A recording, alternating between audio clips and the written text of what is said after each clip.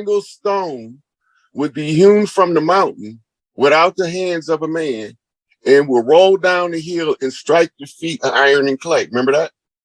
I sure do. And that brings the whole unholy Roman Empire down. So the iron and clay is the symbolic of America, the great melding pot. You can't meld iron with clay. But what it's talking about is the royal bloodlines mixed with the peasantry. So when we're talking about the stone the builders rejected, besides the biblical reference, where else do you find that stone being hewn from a mountain? That's the story of the Monkey King, Sun Wukong. In India, the Buddha called Sun Wukong Hanuman, which means a handy man, a man that's handy to have around, know a little bit about everything, which brings us to the riddle. A jack of all trades, master of none,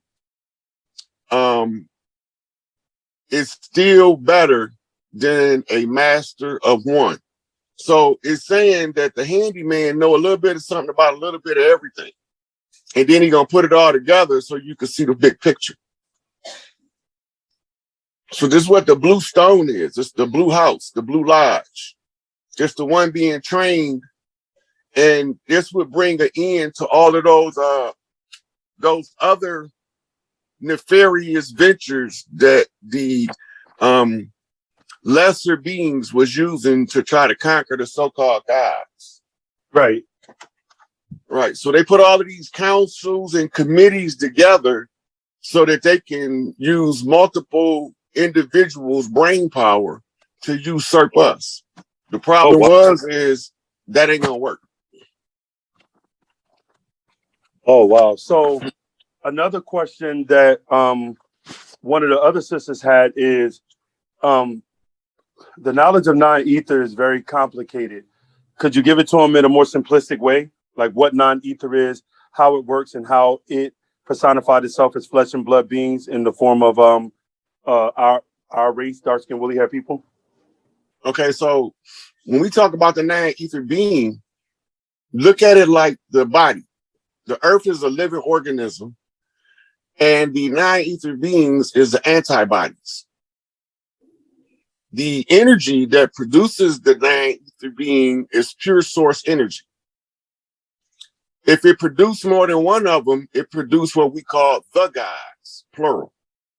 If only one is produced, it's a god, right? So the non-ether beings are the ones who nature used as antibodies to clean up the mishaps of developing humanity.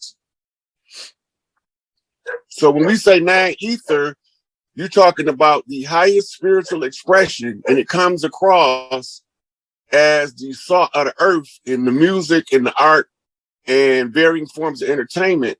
The non-ether is expressed as a right brain, abstract, non-linear reasoning that surpasses logic. The inorganic beings and the hybrids that's here operate off left brain linear logic, and is subjugated to the right brain when they synced. So isn't that like saying that non-ether is more of the feminine principle than the masculine if it's more right brain? Because the right brain. So if you want to read about it without using the term non-ether, you would go to India and read about something called Shakti energy. Okay, I'm familiar with that by studying Hinduism. Right. So the Shakti energy is the same as the non-ether energy.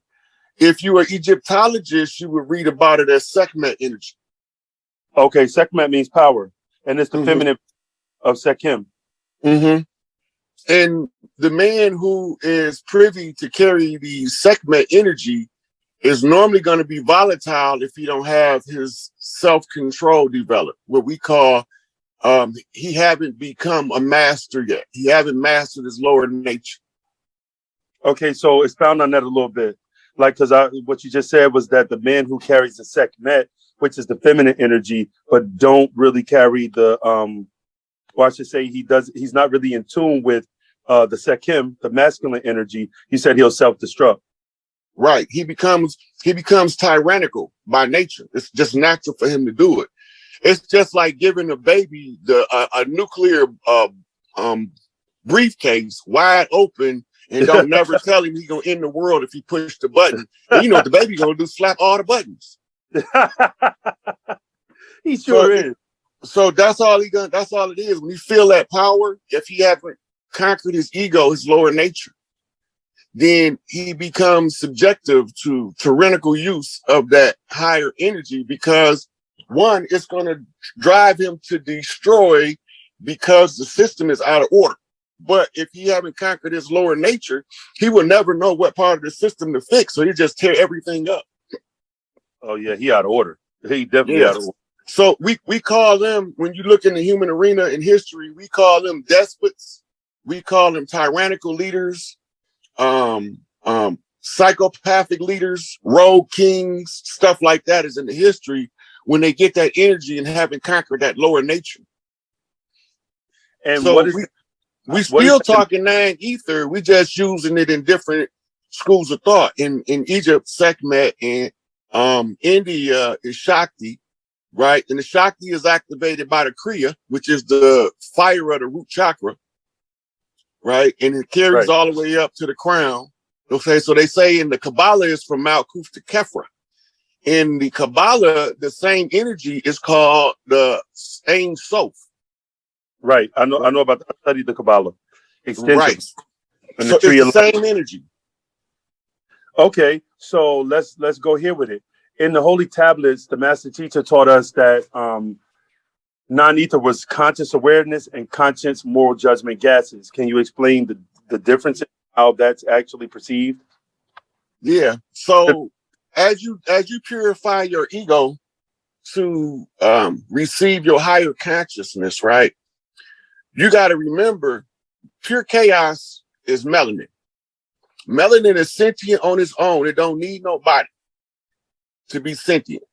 But being utilized along with the other systems of the body, then the non-ether has to be the one who can tame the chaos and bring the balance. The balance is where you find the righteous. Okay. Right? The righteousness is a side effect of purifying the lower ego and receiving that higher Shakti non-ether energy.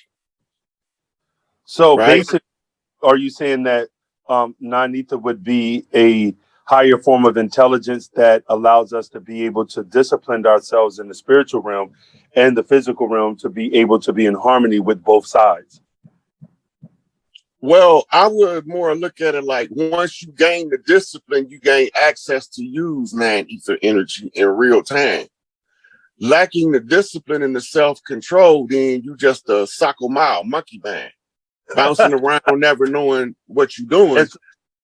Yeah, go ahead. So the discipline gives you access to the non-ether. Now you finna make a connection with source energy. When you make this connection, you have to already have the self-discipline to activate what's already in you. So now the side effect of that is once you can reason to the level to activate the non-ether, now the melanin chaos comes in, because you won't be able to balance the chaos if you don't have the discipline to receive the non-ether. And the chaos is melanin. When it come in, it's going to automatically send you on an immediate downward spiral to your lowest base nature to return and rise back up as the phoenix. Why is that? Because it's chaos. When it first hit, it's like a bomb. And when it hit internally, you don't know what's going on immediately, but your higher self is using the discipline you develop to reorganize what the chaos is doing, because you're using the source, you're using the prime creator to balance out total insanity. So, why is melanin based in chaos? Can you give us the science of that? It's not based in chaos. It's the prime creative substances in which the order came from. When we talking about melanin, we talking about, in Egyptology, it's the primordial noon, right? It's the waters of creation, and the waters are running amok until you can harness them waters' energy. Water symbolic of spirit. Right, because I remember when Pops was teaching us about noon and basically undifferentiated matter, he was explaining how this is a state of nothingness, basically a state of existence before things actually combined and aggregated and came together to form what we see now today in the physical realm. Yep. So it's like if you pour a soda pop in the glass, it's going to fizz. It's not fizzing because it couldn't fizz in the bottle. It's only Right. fizzing because you just poured it into a cup and disturbed it. Right. This is what the melanin is doing. So now, as you learn to control pouring the soda in the cup in order to reduce the amount of fizz so that you don't overflow the cup, this is how you, your higher self is organizing the chaos energy, and it uses your self-discipline to do it. Now, when you look in like Google or different scientific books of ancient Greek mythology, they attempted to teach us that chaos was a Greek god that represented the universe when it wasn't unformed. Or excuse me, when it was unformed, when it was undifferentiated matter. How would you go about explaining that to the grassroots? So the Greek sciences comes from the Egyptian knowledge. The metaphors that they're using in the Greek is actually a science. So when they're talking about chaos, they literally talking about the primordial noon. So imagine all good and bad things existing in a state of non-existence, bumping into each other, and there's no form of expression, and it's just random and erratic. Right. In order to have creation, you have to bring that under control of order. And this is why they say out of darkness comes the light. Light is created. If you remember in the Holy Tabs, Pops talks about the dot forming a line. That's in chapter 1, tablet 1. Yep. And the line formed the wall formed the square, and so on and so forth. He's telling you how light is created from the primordial noon in order for it to manifest visible spectrum so you can see it. So was that this is for the people, was that a literal line, a literal wall, or what does it represent metaphorically? Metaphorically, there's no terms in the languages that we know on the earth to explain it. And the closest thing that he can give you to explain it is the dot forming the line. Because you can use the 2D written expression to relay a 19-dimensional framework in a simplified form, but it's going to take years for the mind to unlock it. Okay, and that's now that you say that, another question that came up in the conversation with a couple of the sisters that's in our class. You mentioned the 5D. So let's say 3D, 4D, 5D. I want you to kind of sort of in simplistic terms explain what is a dimension, and then from there, what is a third dimension, fourth dimension, and fifth dimension? Okay, so now what we're looking at when we're talking about the dimensions is levels of frequency and how the frequency is expressed so that the mind can perceive what the frequency is telling it. So when we talk two-dimensional, we talk about that thing which is written on a flat surface. That's the 2D. When we talk three-dimensionally, we're talking about a fixed position reality that have three forms of existence: solid, liquid, and gas. When we get to the fourth dimension, this is the plane of force. This is the field of mind. And by the way, that's the dream realm, the fourth dimension. That's in the tablets 2, chapter 7, the living soul. But go ahead, brother. Yeah, oh man, you're right on it. So the dream realm is where we create the lower realms, 3D, 2D, like that.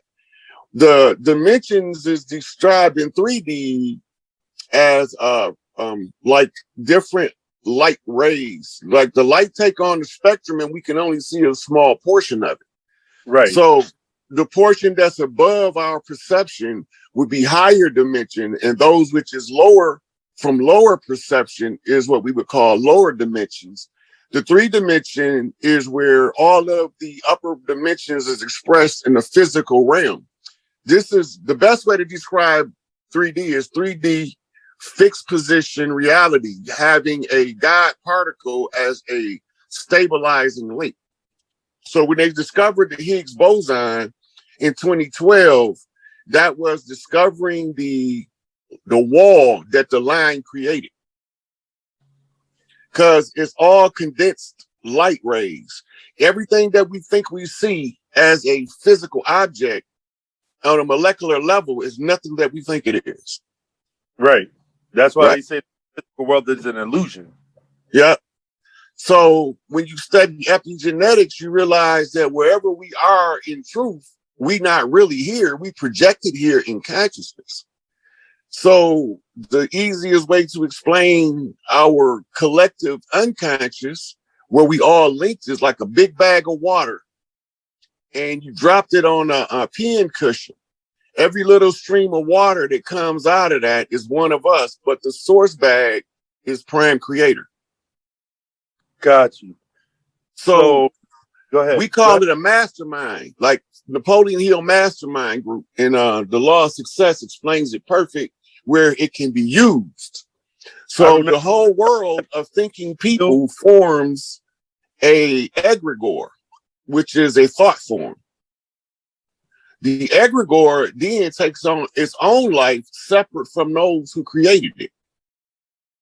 The whole trick of the secret society is learning to take control of the egregore of humanity, which goes back to the 100 monkey effect. When you strategically place specifically powerful minded people and specific geographical locations around the world, and they can communicate telepathically, all of the ones who turn their telepathy off become subject to the will of those who could drive the egregore, which is only a thought form. It's a collection of thoughts.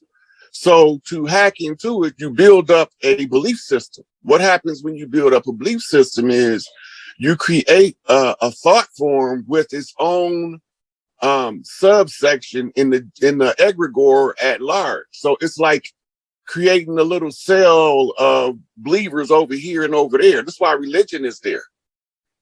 All of these years of our people praying to Jesus, Muhammad, we created the power in the egregore of those religions that make it more believable to the ones who haven't woke up to the egregore's nature yet. And you define egregore as what? A thought form. That everybody has, or it's just relative to specific people? Well, the universal mind is the egregore. They call it the universal mind, or the great mind, different stuff like that in metaphysics. But it's just the egregore. This is the collection of all of the thinking that we do on the planet, knowingly or unknowingly. The side effect of any agreement between two or more people generates an egregore. And that's how religion is kept powerful. So how does that relate to the oversoul? The oversoul is the encasement of the universal mind. The oversoul don't care if you murder a motherfucker or if you get murdered. It's indifferent. Not until it comes into the universal mind do we start distinguishing right from wrong and developing the polarity of opposites, which is a 3D construct. Because once you get into the 5D, murder and birth is the same thing. Right. It's opposite ends of the same spectrum. Right. It's just how Pop say it. The only difference is degree. Right. Just like he was saying, like, there's no good or bad. Like you can use fire to burn somebody, or you can use fire to cook some food that's healthy and feed them to nourish their particular physical body. So it's neither good or bad. It's what Darth Vader told Luke. I mean, not Darth Vader. Obi-Wan told Luke, the Force is neither good nor bad. It's your intent that makes it that way. And how you use it. Yeah. So just because I got a gun don't mean I got to shoot everybody. But some people are from a different mindset. If they got a gun, they gonna shoot many motherfuckers as they can until they don't got the gun or the bullets no more. So let's deal with that, the universal mind. is there one mind that we're all connected with in the universe where we gain our thoughts and our perception from? Or is it one mind that gave us the ability to perceive things on our own? And simultaneously, both of those things you just said. One produces the other. You can't have one without the other. That's like trying to have a corn without the cob. You can't have one without the other. Now, you can take the corn off the cob. You can use the cob separate from the corn. But in its original form, it's going to produce both. Got you. So, a language question that I was asked, because I have been, and shout out to my elder brother Love, my mentor. He and I have been having extensive conversations about the alchemy of the language in Nuwabic. Can you kind of go in depth about how our particular language evolves us to